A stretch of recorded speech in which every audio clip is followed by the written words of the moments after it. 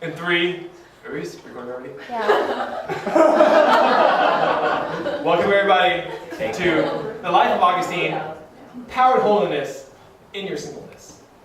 And who's ever heard of Augustine before? Or Augustine? Okay, it should be almost everybody. Good. If you go to any college, whether it be Christian or secular, you're going to hear about Augustine. And the reason why is Augustine not just shaped the Christian world, but shaped the Western world. Right? The way we think about government, the way we think about life, the way we think about morality and stuff like that, comes from Augustine.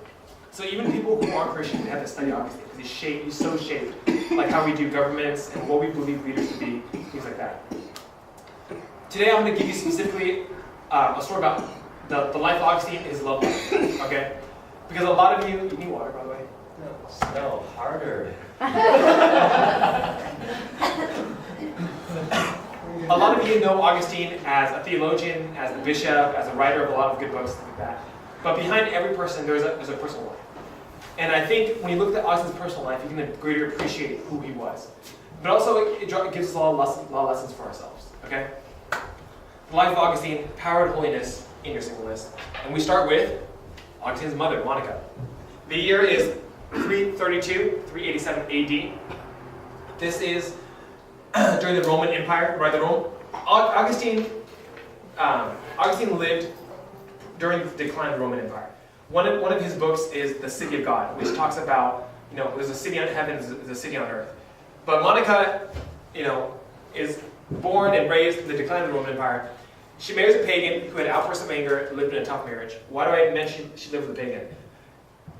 This, in 332, right, to 387 AD, by this time there's a lot of Christians already in the Roman Empire, right? By this time you have people like Constantine, who Christianizes the empire, and a bunch of people who are Christians, stuff like that. And so now there's a distinction now.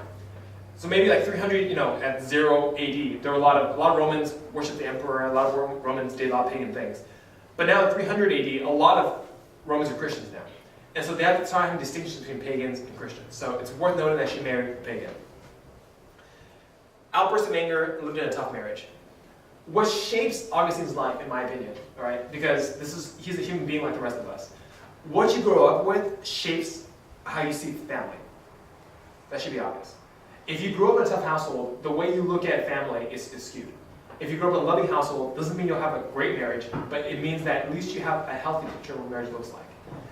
It's meaningful that Monica, who is a Christian, marries a pagan who has like outbursts of anger and is really tough, and by every account is just a terrible person early on in their marriage.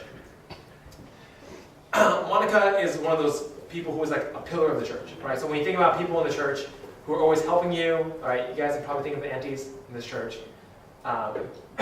Like Joe's mom, she's the secretary here, she's always like, giving us food and things like that, always like helping us do different things.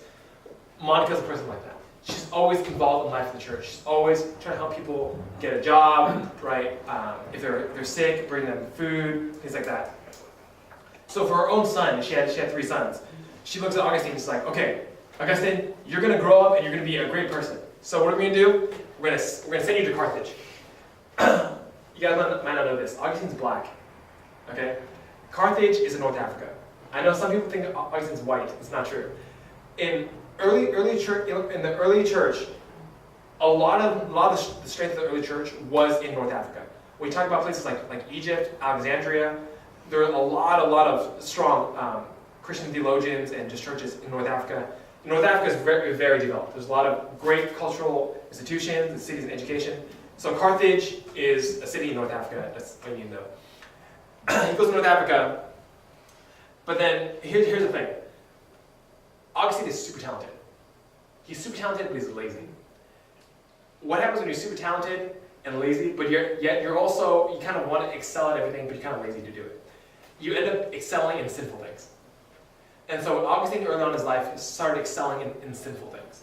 Right? He didn't want to work just towards like a great life. He wanted just to be good at sucky things. And so you can probably think of some of your own friends who are like super talented, but they choose to be good at like Scrabble. Or super talented, they choose to be good at like, Maple Story or some random game, Pokemon cards. Okay? You guys know what that feeling is like, right? People who are talented, but who kind of waste talent in a lot of ways. All the lies. Augustine goes to Carthage. He's super talented. He uses that talent to basically live a sinful life. And this greatly distresses his mom. His mom's going to be a huge part of his story. He's living a life of sin. He ends up getting into this relationship with a woman for 11 years. All right, they never get married, and they have a son. And he's also like going around. He's going around drinking, doing bad things, being lazy, right? And this greatly distresses Monica. Not only that, but Augustine does something interesting. Augustine's adoption of Manichaean beliefs and sexual morality causes her to devote much of her energy to helping her son. What Manichaeism is, it's like this really weird Eastern blend of Christianity. Okay, so if you think about some of the Eastern religions, right? If you think about like the Asian yin and yang, Manichaeism is this belief that's like, it's like a dualism. There's like a force of good and a force of darkness. Who's ever seen Lost? Have you watched Lost? Okay, I can't use it. Okay, there's another group to use it with. But whenever you see like Eastern beliefs, there's like this force in the world, or I guess Star Wars too, right? There's the light and then there's the darkness, and they're like you can like be part of like both worlds and stuff like that. Anyways, Augustine starts believing in Manichaeism, which is like very loosely based on Christianity, but it's like this Eastern blend. So this crazy Manichaeism belief, coupled with the sinful living, causes his mom to not only be stressed about him, but to be really involved in praying for him. She starts talking to bishops. She starts, asking people like, "What should I do about my son?" And becomes really involved in his life. And so, I asked this question. Remember, Augustine went to school in Carthage, right? So at this time, he's about our ages. Okay, goes to school, gets into a relationship with this woman he doesn't marry, but obviously has sex with because they have a kid together. Starts adopting this occultic, this kind of weird belief. What should she do? Should she just go on living her own life or keep her attention on rescuing her son? How does she counsel Augustine about his illegitimate lover and son? Part of his lesson is I want you guys to be able to discuss. I want you guys to talk amongst yourselves. I'm going to tell you what she does eventually, right? But I want you to put yourself in their shoes because this story is relatable to us. Because of his age and his kind of story is very similar to our own. So, if you were Monica, or if Augustine's friend or something like that, should she just go on living her whole life or keep her attention on rescuing her son? How does she counsel Augustine about his illegitimate lover and son? Turn and face each other, try to make groups of 4 or something like that. Discuss this amongst yourselves. Alright? I'll tell you what she does in a second. But first, what should she do?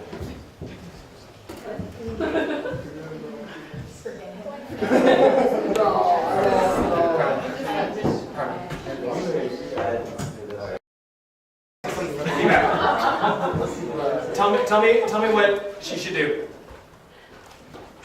Someone speak out. What should she do? We figured out she's not probably living or like nearby, so maybe like letters to like keep you updated and just send this man. Yeah. What else? Other opinions? First question. Cynthia, you were talkative. Give me some answers. First question. What should she do? The latter.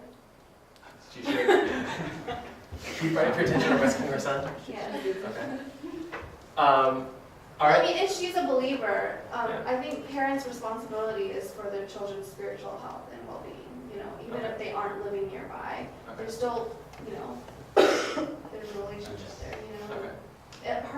Her ministry is in the home, Okay. in that sense. Just remember, you guys are near Augustine's age, all right, during this time. So when you guys say this, hope you know that this is what you're giving your parents permission to do also in your life. All right, I want this to hit home for you guys.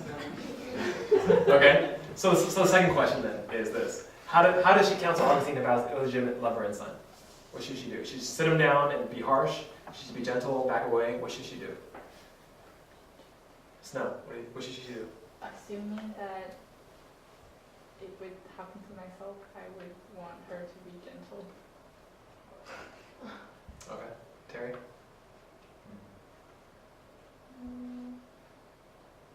Yeah, I think as a parent, you don't want to get your kid to hate you or feel like it's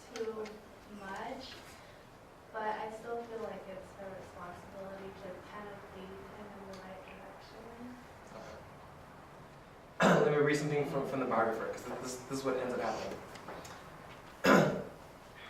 One day, as she was weeping over his behavior, a figure appeared and asked her the cause of her grief. She answered, and a voice issued from the mysterious figure, telling her to dry her tears. Then she heard the words, "Your son is with you." Monica related this story to Augustine, and he replied that they might easily be together if she gave up her faith, for that was the main obstacle keeping them apart.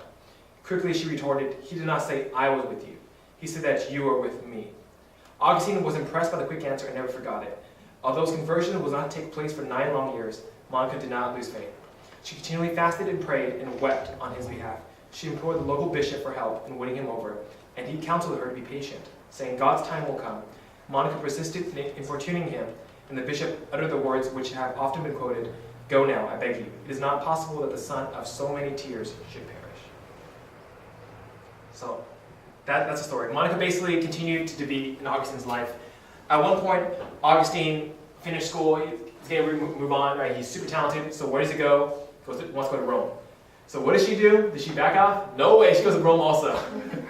Okay, so imagine your parents go to like Boston with you. What Augustine ends up doing is he basically lies about his ship ticket, and then she goes, she misses him, and then they don't meet up, and he ditches her. Okay? Yeah, it's messed up. But all to say, I want to show you the persistence of Monica in Augustine's life. What ends up happens in Augustine, you can look this up later, but his whole story, his conversion happens over time. He ends up leaving his lover, tries to get settled down with another woman, but during this time he also starts to realize his Manichaeism belief is problematic. He's a smart guy. He realizes there's a lot of holes in this dualistic view. And he has this mystical experience where he encounters God, he encounters his own sin, and becomes saved. But we're talking about his relationships. So, Augustine's struggle as he becomes Christian. What is his struggle as a Christian? Famous words. "Make me chaste, Lord, but not yet." Very descriptive of who he was as a person. In this statement, "Make me chaste, Lord." Okay?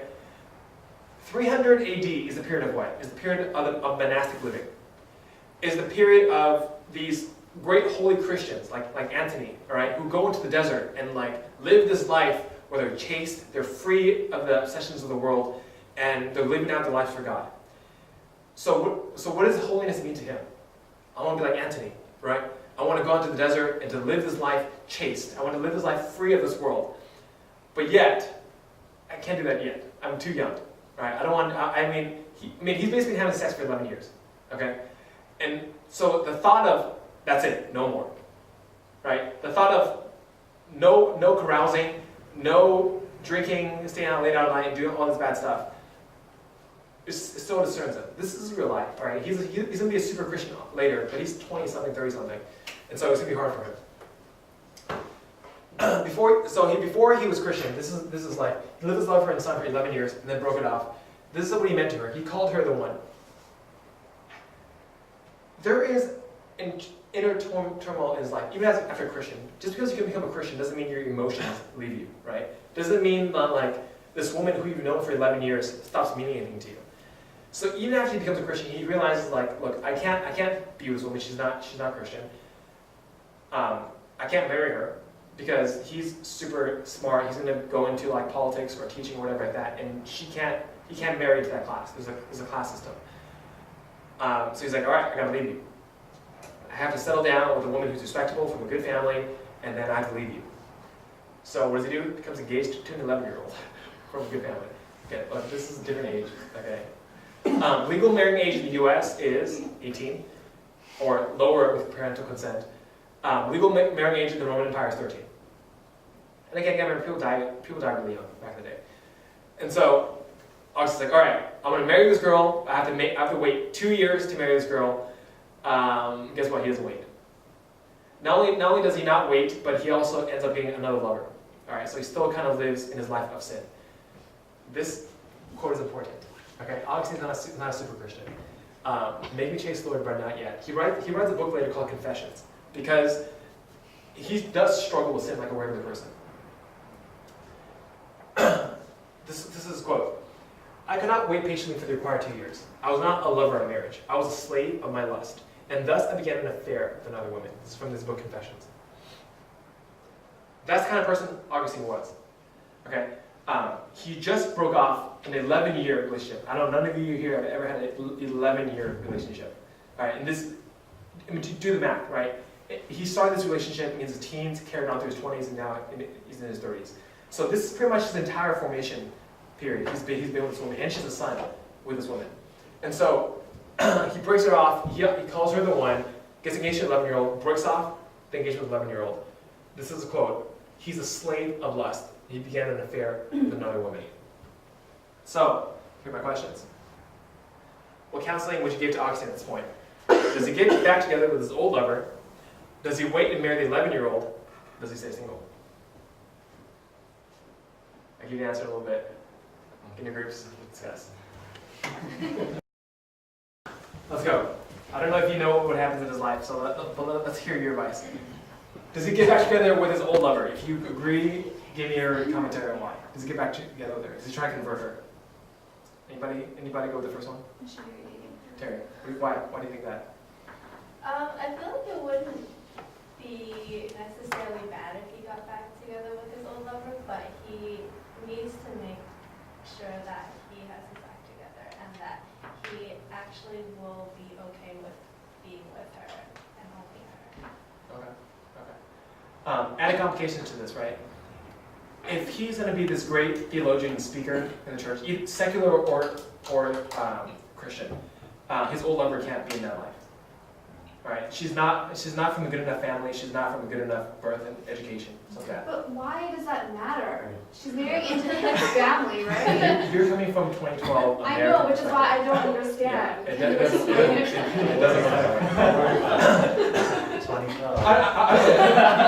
I'll give you an example of this, right? This actually plays out in our life too, all right? You went to UCSD, all right? You're educating all that stuff. What if your boyfriend grew up in like Oakland, right? Like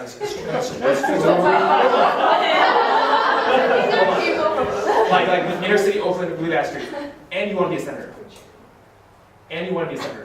and he's not a Christian yet, okay? And he's still hanging out with drug dealer friends, and he's still like doing fast on the side. So the question is, you want to be a senator? Do you stay with him or not? You guys are going to be together 10 years. You see the hardship? No, think about that. Or another example, right? Where's James? James, not only are you going to be a doctor, right? But you're not 30. You're fast-tracked, right? You're on slate to make CEO of that hospital, right? In the next 3 years, right? Like CEO. It's a private hospital company, okay? You'd also get a chair on California's medical advisory board, all right? And so this is a highly business and political decision, right? And again, your girlfriend does bad things, right? Like she's like a dancer in college, and like like she's on Twitter posting like pictures of herself like half naked and all that stuff. You get them together 10 years, right? You break up with her. And she's public about it too. It's not that she's hidden. Like she has a public Twitter where she's posting like half naked pictures of herself. Right? She's posting half naked pictures of herself. Do you marry her? You see what I'm saying? Like it's easy to say like, oh man, just get back together with her. The reality of life, right, is that life is not like fairy tales. Where like love conquers all, right? There's a lot of factors. When it's your own life, right, in the mix, life is a lot harder. So I just want to set up the situation of how hard the situation is. Okay? Well, I feel like if he doesn't get back together with her, it shouldn't be because like of his career or anything like that. Okay. Like if I would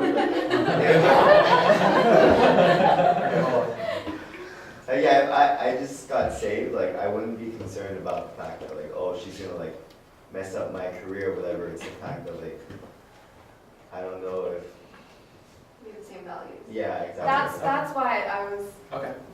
Question. So why can't we assume that love can change her? Or like she can commit to Christ and she can like work hard to And she can. upper class? She can.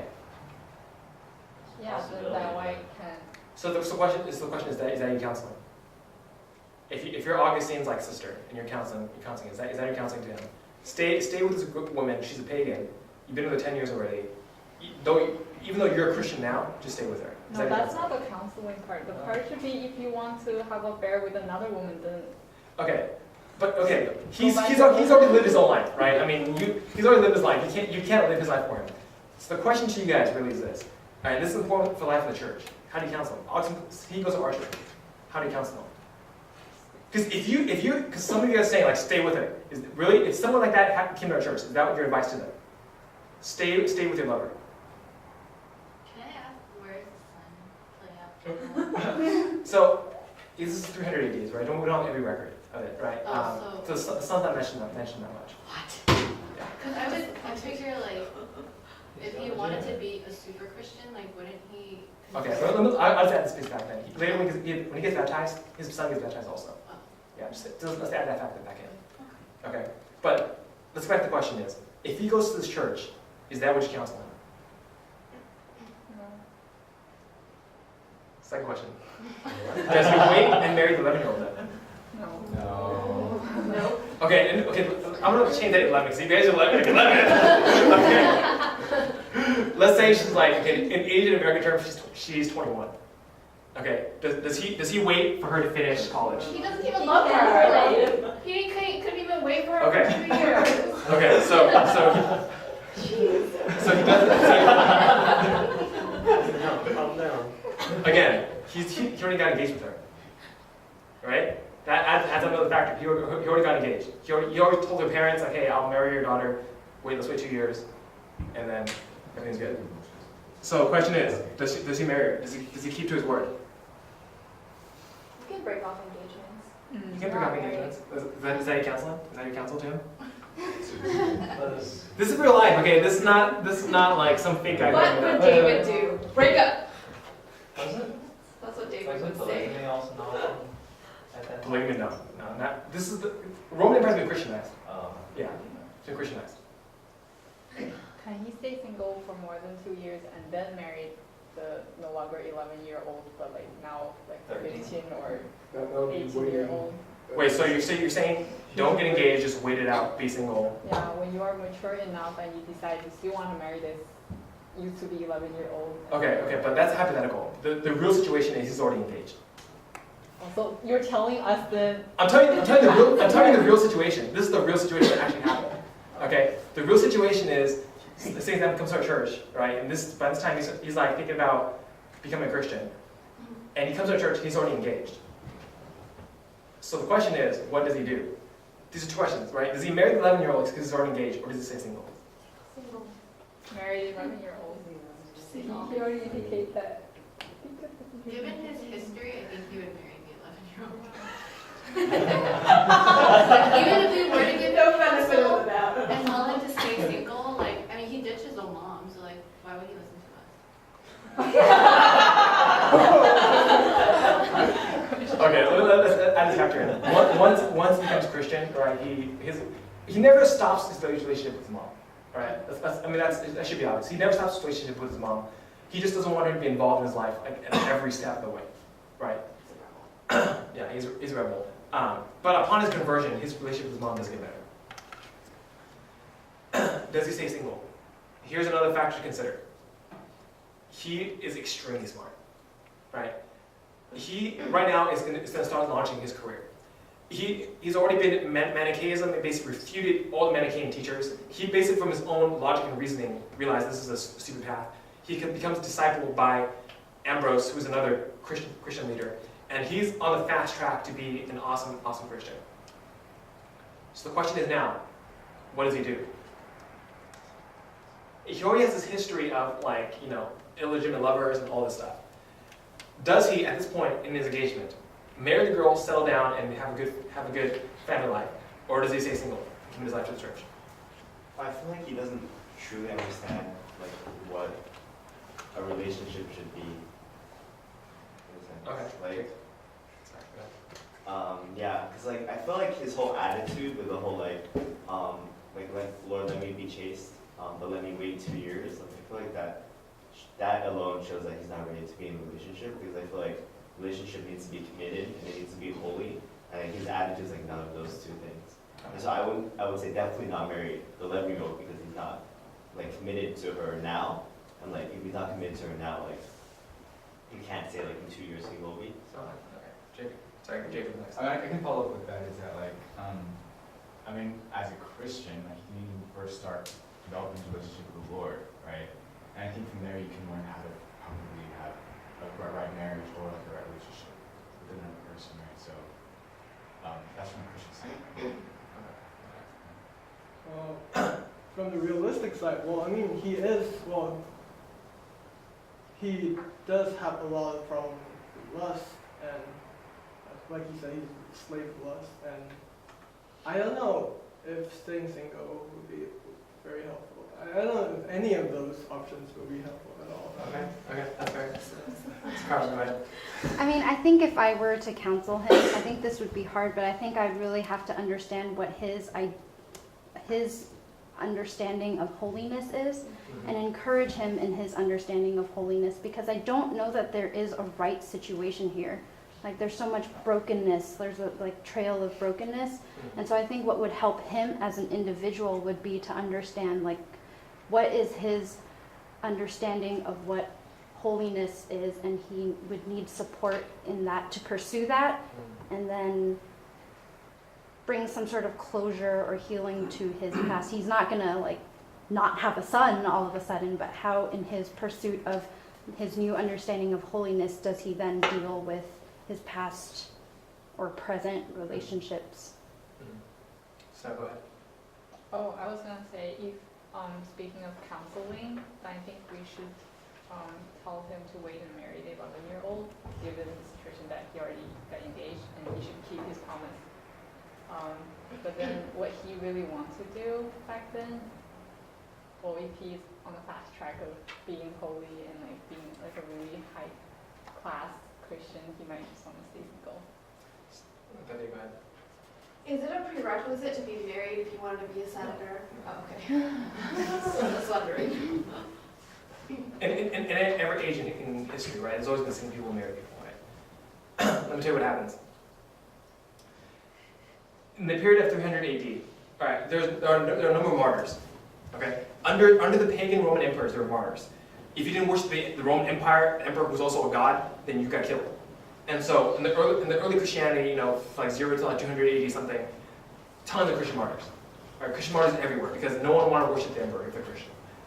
By the time of Constantine, when the emperor himself is Christian, also that's gone. There are no more martyrs. But that impulse, that desire to be faithful to God still exists. It doesn't go away. So the bloodless martyrdom becomes monastic living, becomes becoming a monk, becomes going into the desert, experiencing God. And by the way, I know some people think that monks should just live by themselves. It's not true. Okay, what ends up happening is if you're a monk and you have this experience with God, and there's people who are illiterate, by the way, remember that. Okay, people are illiterate, and they want to experience God too. They can't read. Guess how you experience God? Guess where you learn that from? From the monks. Here's this person who has this awesome ability to brave the wild and the weather and all that stuff. So you go seek these people. So in Augustine's mind is, if I'm truly going to be a Christian now, if I'm truly going to be holy and live out my life for God, and he looks up to Antony, who's a monk, that's what I got to do too. And obviously, if you're in monastic living, it was a lot harder when you have a wife, things like that. And so he goes back to North Africa, starts a monastic community of his own. As we're talking about this, right, I want you to see there's parallels to our life. Right? There's parallels of broken relationships in the past. There's parallels of just, okay, I mean, I can stay single, but there's this person, and do I get together, not I get together? Real life singleness and dating is a lot more complicated. I hope you can see that. And I'm glad Augustine's already dead, so you can judge him all you want. Okay? No one said he's a bad person. He was a great, awesome Christian. The question I want us to answer as a church is, how do we understand calling? Right? How do we understand singleness? How do we understand relationships? What I propose is that for Augustine, what he felt was that relationships are something that he probably wasn't called to be in. Right? Because, of his own mission, he was a slave of lust. For him, he realized of himself, I'm not sure I can have a healthy relationship at this point. Right? When you call yourself a slave of lust, I don't know anyone writing in journals, I am a slave of lust. Okay? But this is some pretty strong statements about your own character. For Augustine, he realizes, what is my calling? Right? And it's not a bad thing, like I have to default to this because I'm such a bad person. My calling is, look, I'm going to be an awesome Christian leader. I believe that the path to holiness in our generation is to go out into the desert, right? To be free of the world's temptations, to dedicate myself to God, and when as people come, we teach them. And so he follows his calling.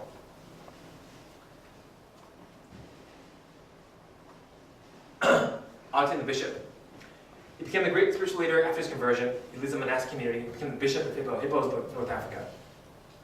He wrote many famous works. The City of God. Right? Again, I was telling you why he's so influential. When the Roman Empire falls, and imagine you're a Christian in the Roman Empire. The Roman Empire is the kingdom of God to you.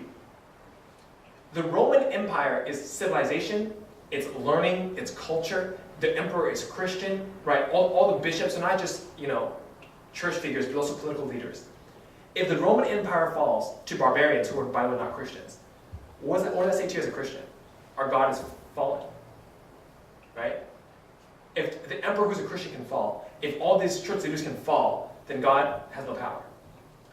And so there's this huge turmoil in the church. I'm like, wait a minute, if the Roman Empire is the kingdom of God, then what the heck?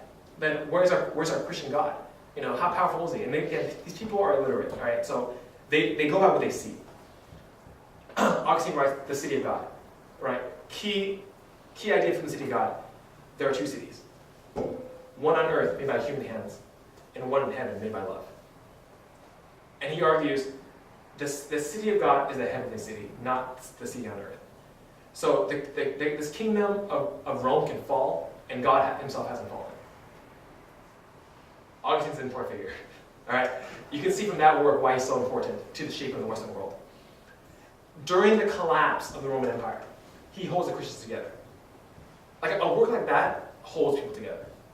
A work like that says, even in the midst of the greatest tragedy you've ever seen in your entire lifetime, our God reigns. Something like that is the reason why we remember him through generations. Okay? Confessions. This is how we learn about his life and all the stuff he went through. Confessions shows us the life of a person working through his sin, right? And the things that he's learned working through his sin. And of course, he writes the doctrine, original sin. The reason why original sin is important, okay? Think about Asian Eastern philosophy. Where does sin come from? Are we born sinful, or is sin like this force in the world? A lot of people believe sin was a force in the world, and that every person comes out like white. You can choose either, or like neutral, like gray. You can choose either white or black, and it's totally up to your own ability. And so a lot of Eastern philosophy is like, if I know enough information, if I work hard enough, I can become good. Augustine's doctrine of original sin is like, no, if Adam fell, and he was in essence, our spiritual father, we have the essence of Adam in us. And so we have original sin. That doctrine shapes the Western world. If you think about America and what we believe about people and stuff like that, some people still believe like you can choose either good or bad, and there's like these forces, right? But Christian doctrine becomes biblical doctrine, in my opinion. We believe that our sin comes from Adam. That we're not just like in the cosmos, like, oh, it's good and bad, let me choose one. Okay? So he shapes the way we look at sin. So, questions, now that we know about him. He does amazing things. His singleness was awesome. Question to you then. How do you enjoy singleness without seeing marriage as an end? How do I cope with being single after a breakup or a long-term relationship? Last question, is there the one? All right, I'm trying to show you that Augustine at the end of his life, after being single, after choosing the monastic living, after becoming a bishop, writing all these works, his life worked out. I would argue that's God's calling in his life. When you shape the Roman Empire, right, which is the most known world at that point, I would argue that's a pretty big calling. And that versus having a family, I would argue that was probably your correct calling. So, how do you enjoy singleness without seeing marriage as an end? How do you cope with being single after a breakup or a long-term relationship? Is there the one? Let's talk amongst ourselves. Who wants to be first? Anita, I haven't heard you talk yet.